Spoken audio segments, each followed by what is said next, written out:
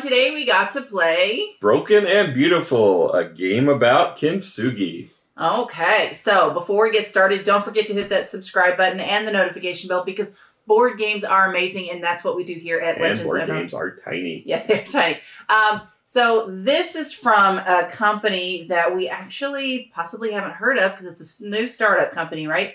And what publisher was that? Left Justified Studio. Yeah. I've never heard of them, but they may have had other games, but this is the first one I know of. Yeah, so it'll be interesting to see what they've brought to us. So could you tell us a little bit more about it? Sure. This is a 2023 release. The rating on this is 7.6. It currently doesn't have a Board Game Geek rank. 2 to 4 player game, 15 minutes average length. It's about right. It's a pretty quick game. Age 12 and up. I don't know if you even need 12 and up. The only thing is the scoring. That's a little confusing, but there's nothing that is very advanced about the gameplay. Designed by Patrick Rolland. Art by Shirley Gong. Published, as we mentioned, by Left Justified Studio. Now, this was a Kickstarter that is already completed, but the retail release is coming March 10th. And right now on the Kickstarter site, you can go to the pre-order from the direct order from Left Justified Games and pre-order either the deluxe Kickstarter version for $30 or you can pre-order this one for $16. I'm presuming it'll be in stores, but I don't know which ones at this point. Okay, all right. So let's talk about quality of components. Now, we did get the retail version. And there's only 2 real differences. So this is a mostly card game. We don't see a linen finish, but I do think it's a good thickness. Yeah. And then you have these gold ingots. The deluxe version has metal golden ingots, and then the first player token is a yellow wood in the retail. In the deluxe version, this is replaced with a gold tinted metal teapot. Yeah, it's a 5. Yeah, there's nothing special about the components. I would say 5's fine. Yeah. All right, so now let's talk about the theme.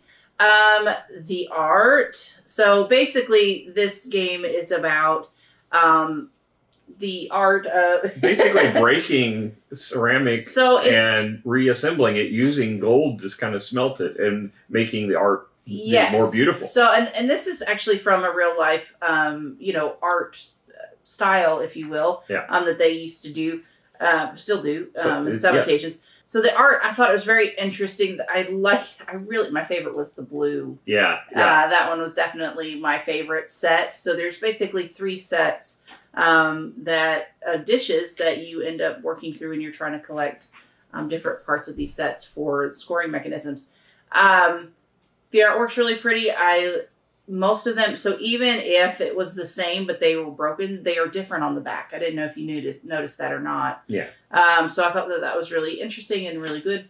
What are your thoughts about the theme? Well, the whole thing, I never heard of this art style until now, so this was a first for me, and I thought that was very interesting because basically the idea is that the breaking of the ceramic is telling a story. So the fact that it got broken and it's put back together makes it more valuable because now that ceramic item has had a story to tell. And I thought that was really interesting. And then when you look at the gold intertwined with the ceramic, it is beautiful. So, definitely something I didn't know anything about, but it's very interesting. Yeah, you should definitely look at some of the pieces that are out there.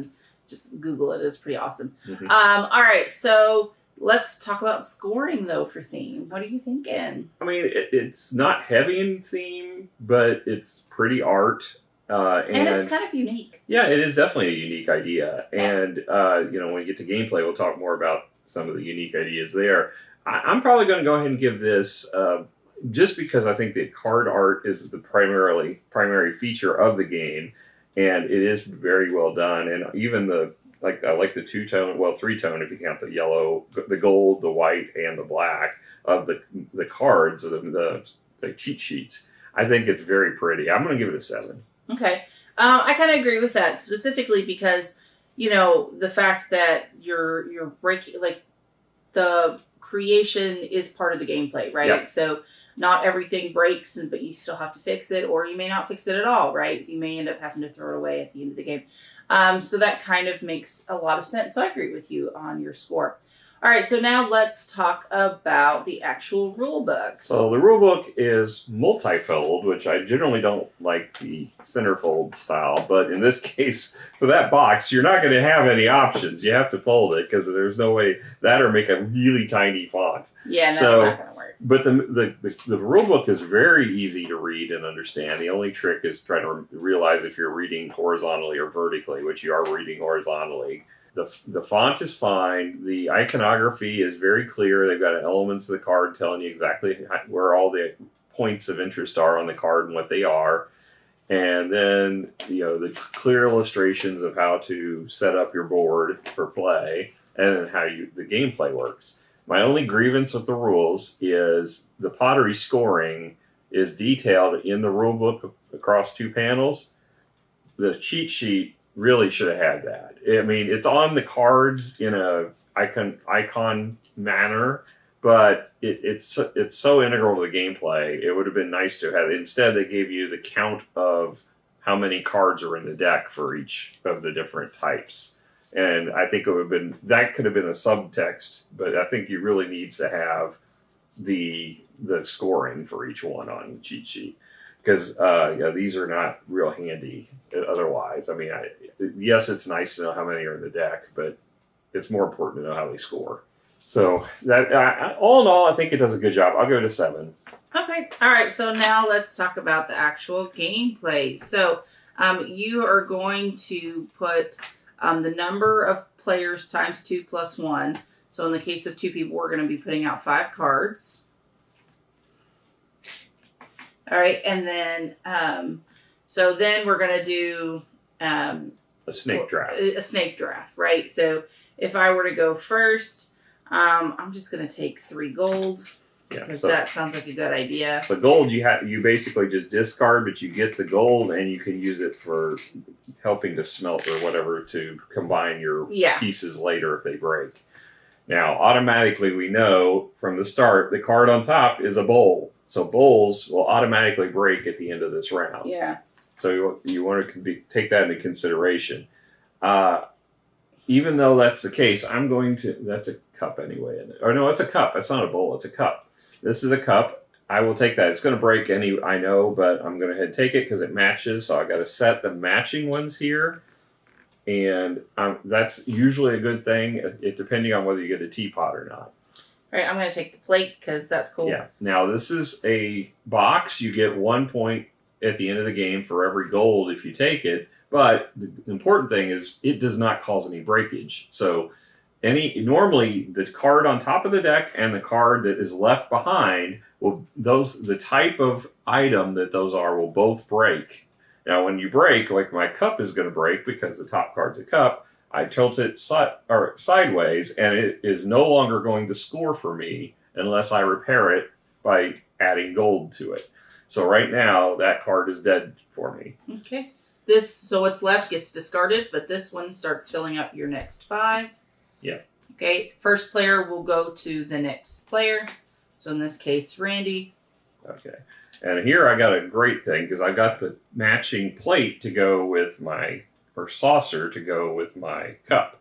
So I'm going to draft that because I want the cup becomes more valuable if you have the matching saucer.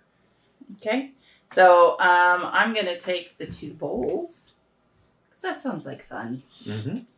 And now there's a bowl on top and we have cups down here. So automatically a bowl and a cup is going to break. There's no other option. So I'm going to take this. I'm going to sell it for a gold. And now I have, at the end of the round, we have the option of each round repairing. I'm going to spend my gold, because that's the cost of this cup, to flip it over. And now it is repaired. It's back into scoring. And it's worth, where it was worth 1 point, it's now worth 3 points. And it's got a multiplier of 2 because of the saucer that's with it. Now, the pattern on the saucer doesn't matter in this case. But I did get a matching set there, too, because there are things that make that matter. Okay. I'm going to spend 2. to flip. Actually, I'm going to do this one because this is cool.